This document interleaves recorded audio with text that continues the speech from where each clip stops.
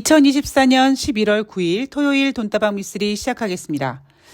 저는 개인적으로 지난주에 좀 상당히 좀 다운되는 한 주를 보냈습니다.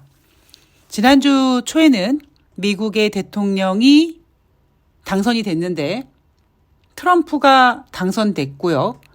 경합주에서 모두 트럼프가 압승을 했습니다.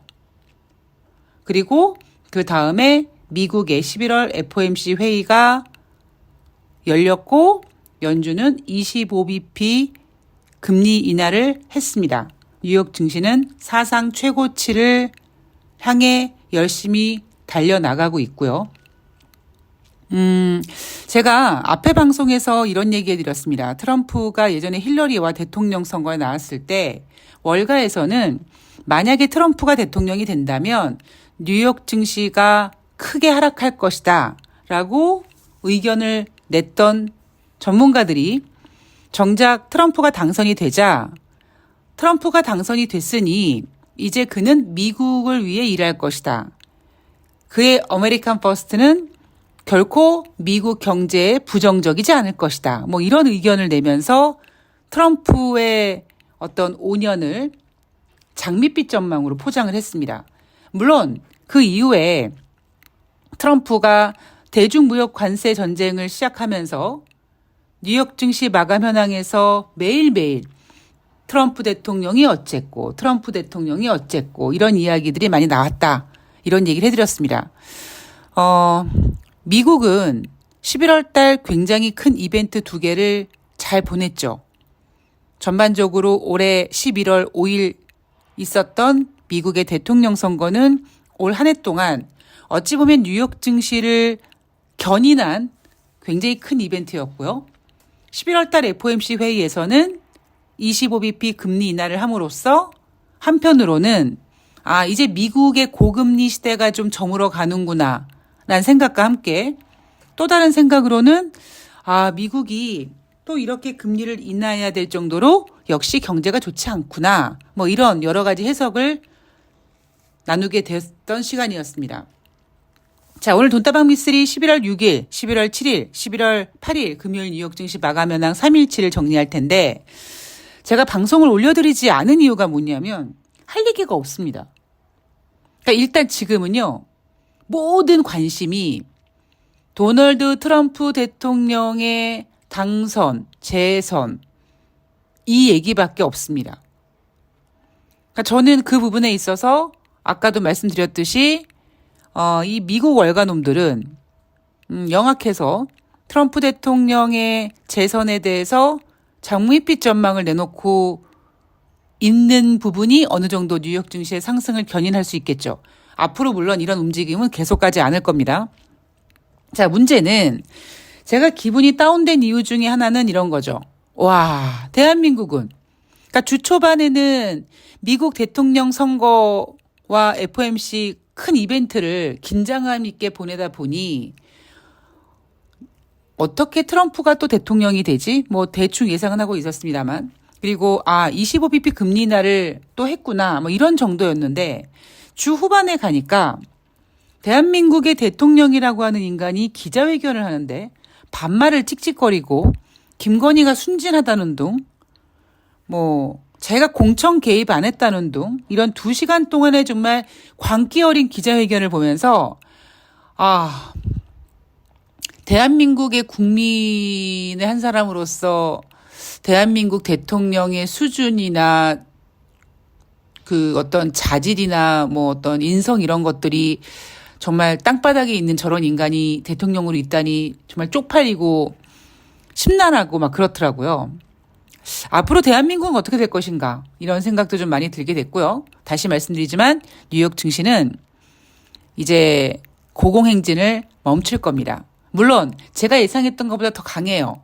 그런데 그거는 그만큼 제가 앞에서도 말씀드렸듯이 트럼프가 대통령이 되면 뉴욕 증시가 빠진다라고 전문가가 예상했던 그 내용들을 바꿀 만큼 이번에도 그럴 것이다라고 예언을 했던 것처럼 그런 효과 어떤 새로운 대통령에 대한 기대감이라는 거는 있을 수 있죠.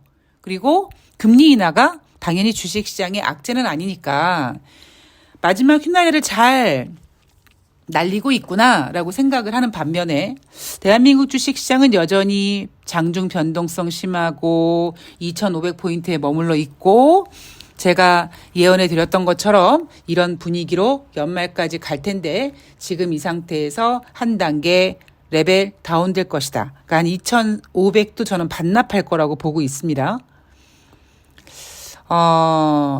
뭐 다른 건 모르겠어요. 저는 뭐 늘 말씀드리지만 주식시장이 좀 좋지 않을 때, 물론 대형 악재가 나와서 모든 종목들이 다 엉망진창이 되면은 뭐 저도 똑같이 힘들겠지만 오히려 그런 악재가 나왔을 때도 이 악재가 어느 정도 기간, 얼만큼의 시장에 반영될 것인가를 빨리 분석하고 거기에 대응하는 사람이다 보니까 뭐 크게 악재 나왔을 때 어쩔 수 없다고 친다면 이런 주식시장, 박스권 딱 잡아놓고 종목들이 움직이는 이런 주식시장을 굉장히 좋아합니다. 그러니까 주식시장으로만 봤을 때는 굉장히 신나고 흥이 나긴 하는데 목요일날 기자회견을 보니까요. 그 감정이 지금까지 계속 이어지고 있는 것 같습니다. 대한민국 어떻게 해야 될지 모르겠습니다. 걱정이 되네요. 자, 수요일부터 금요일까지 뉴욕 증시 그닥 해드릴 건 없어요. 그런데 일단 분위기 한번 점검하고 그리고 이제부터 해야 될 것은 무엇이냐면 앞으로의 움직임입니다. 앞으로의 분위기인데 지금 여러분 미국은 대선이라는 큰 이벤트를 겪었고 25bp 금리 인하를 함으로써 지금 뜨거운 불꽃을 마지막으로 휘날리고 있는 거고요. 다시 현실을 직시하게 될 겁니다. 아마 이런 분위기를 전문가들은 연말 쇼핑 시즌으로 몰아가려고 할 수 있을 것 같은데 그게 쉽지는 않을 거라고 앞에서 전문가들이 그랬었다라는 얘기해 드렸고요. 흥분하지 말고 우리는 이제 대한민국 주식시장에 집중하셔야 됩니다. 뭐 물론 뉴욕 증시도 조정받겠죠. 뉴욕 증시도 짚어봐야겠지만 어차피 이렇게 지금 따로 국밥으로 흘러가는 상황에서 대한민국 주식시장의 현 주소를 빨리 체크하고 대비하고 준비해야 되는데 이 상태보다 한 단계 더 레벨 다운 될 것이다. 2,500포인트를 반납할 가능성이 높습니다. 제가 한 2,400포인트 근처 그리고 맥시멈은 한 2,600이라고 말씀을 드리지 않았습니까? 이제 연말로 갈수록 2,600 상단보다는 2,400을 향해서 움직일 가능성이 좀 높다라고 생각을 합니다. 자, 11월 6일 수요일 뉴욕 증시 3대 지수 모두 큰 폭 상승했었죠. 다우지수가 3.50, S&P 500이 2.38, 나스닥이 2.71. 자, 트럼프 대통령의 대선 승리 소식에 3대 지수가 장중 사상 최고치를 갈아치웠고요. 역시 이유는 뭐다? 트럼프의 기대감입니다. 자, 11월 7일 목요일 다우지수가 0.59% 하락, S&P 500이 0.74% 상승, 나스닥이 1.51% 상승했는데 이날 연준이 25bp 금리 인하를 했습니다만 전일 다우지수가 무려 3.5%씩 크게 상승하는 바람에 다우지수는 조금 쉬었다 가자. 그래서 다우지수는 하락했고 S&P 500과 나스닥은 상승 마감을 이어가면서 트럼프 랠리를 지금 만들어가고 있습니다. 자, 11월 달 FOMC 회의가 이제 잘 넘어갔는데 25bp 금리 인하 했고요. 제롬 파월 의장은 미국의 인플레이션이 2%로 안정적으로 둔화되는 가운데 과열됐던 노동시장 상황이 일반적으로 완화되었다라고 합니다. 자, 여러분들이 잊지 마셔야 될 거. 11월 초에 발표했던 10월 달 미국의 고용지표 상당히 부진합니다. 비농업자 고용자 지수 12,000명밖에 증가되지 않았습니다. 전문가들도 그렇게 잘 나오진 않았을 거야 라고 예상은 했습니다만 그들의 예상치조차 10만 명에서 12만 명 정도는 생각했는데 거기에 명함도 내밀지 못할 만큼 굉장히 안 좋게 나왔고요. PMI 제조업 지표 지금 9개월 연속 50 이하에 놓여 있습니다. 서비스업 PMI 표 잘 나온다고 하지만 그거는 뭐 당연히 제조업 PMI 지표보다 잘 나오는 경향이 있기 때문에 그렇게 움직이는 거고. 자, 이제는 이벤트가 끝났기 때문에 다시 미국 경제에 집중을 해야 됩니다. 제가 지난번 방송에서 저는 다른 거는 필요 없는데 미국의 재정 적자가 증가한 부분에 대해서 굉장히 우려스럽다라는 얘기 해드리지 않았습니까? 지금 단순히 트럼프에 대한 기대감으로 주식시장이 상승하지만 이제 다음 주 정도만 되면요. 다시 뉴욕 증시는 3분기 어닝 시즌제 마무리 되겠다. 다시 현실적으로 미국 경제에 집중해 갈 겁니다. 자, 경제지표. 목요일이었으니까 주간 신규 실업상 청구 건수 전주 대비 3,000명 증가해서 22만 1,000명 기록했고요. 11월 8일 뉴욕 증시 0.59 상승, S&P 500이 0.38 상승, 나스닥이 0.09% 상승했습니다. 수요일 이후에 역시 트럼프 대통령 대선 승리 이후 강세 랠리를 이어가고 있는데 점점 상승폭은 둔화되고 있다. 자, 이게 무슨 의미냐? 힘이 빠지고 있는 겁니다.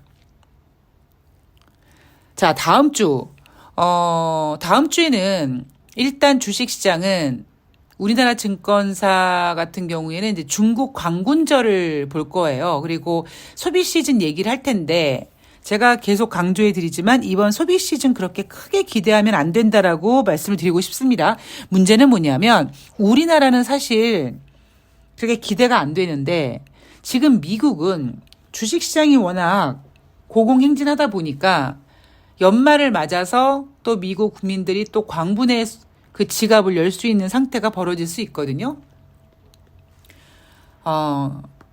다가온 한 주는 뭐 옵션 만기일도 있고요. 뭐 수능일도 있고, 그 다음에 이제 미국의 진정한 어떤 경제를 다시 한번 체크하는 경제 지표들이 이제 발표되기 시작할 겁니다. 그리고 오펙의 월간 원유 시장 보고서도 봐야 되는데 저는 오펙의 원유 시장 보고서를 보면서 시장의 방향성을 좀 읽을 수 있을 것 같아서 아직은 잘 모르겠습니다. 그냥 지금 제 생각은 지난번에 그랬던 것처럼 지난번에 트럼프와 힐러리가 대통령 대선에 출마했을 때 트럼프가 대통령이 되면은 뉴욕 증시가 크게 하락할 거라고 예상했던 애들이 정작 트럼프가 되니까 괜찮을 거라는 기대감을 건 것처럼 이번에도 그 효과가 있었고 금리 인하 기대는 금리 인하는 주식시장에 부정적인 건 아니니까 랠리를 이끌어 갔는데 다음 주부터는 미국도 좀 침착해질 가능성이 있고요. 그리고 대한민국 같은 경우는 오히려 앞으로 2560포인트 정도 선에서 한 단계 더 레벨 다운되는 아직은 개인들이 포기를 못했습니다. 근데 여러분들도 아시겠지만 미쓰리가 장중 변동성 엄청나게 높아질 것이다. 종목이 쭉 올라갔다가 쭉 빠져가지고 긴 못을 딱 하나 박아놓은 것처럼 윗꼬리를 길게 만들 것이다 라는 말씀을 드렸는데 지금 그런 움직임이 나오고 있습니다. 그런데 종목별로 아직 실명 매물이 다 나오지 않았어요. 왜냐하면 개인들은 이런 생각을 하는 거죠.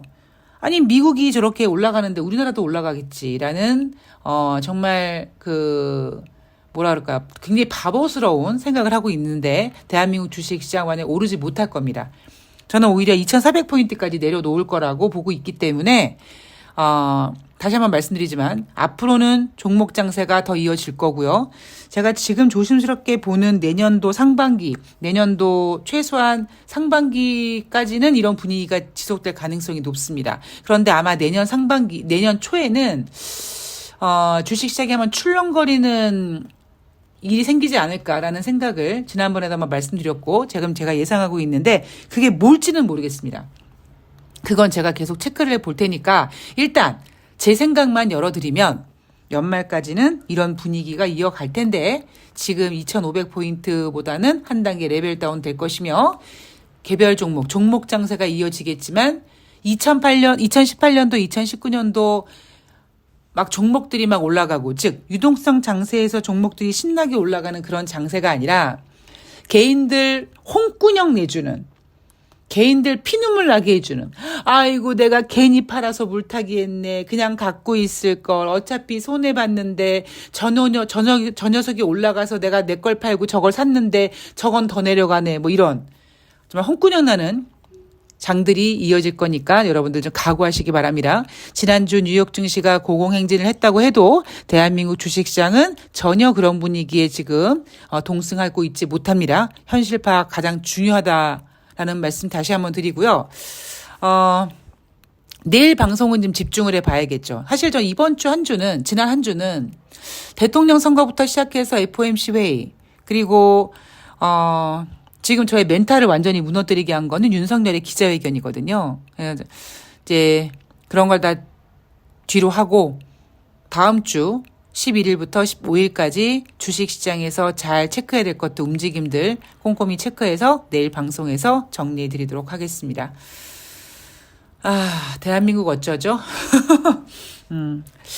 상상을 했지만 그 이상을 보여주고 무엇을 상상해도 그 이하를 보여주는 엽기적인 이 윤석열 정권 때문에 굉장히 우울합니다. 예. 자, 그러나 저들이 발악하고 얼마 남지 않았다라는 걸 우리 모두 알고 있기 때문에 모두 힘내시고요. 저는 내일 방송에서 다음 주 준비 열심히 해서 찾아뵙도록 하겠습니다. 건강하고 편안한 주말 보내시기 바랍니다. 고맙습니다.